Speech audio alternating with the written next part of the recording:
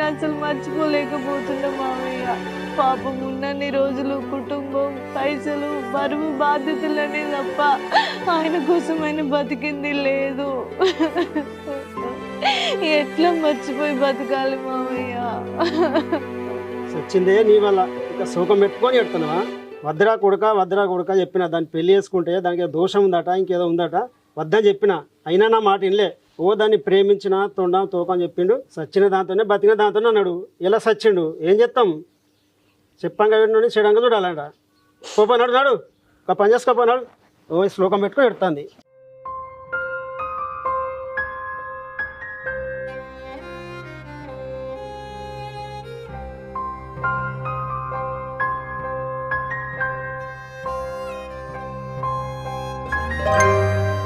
అవునయ్యా, మా అన్న సంవత్సరికానికి మొత్తం మనకి ఎంత ఖర్చు వచ్చింది?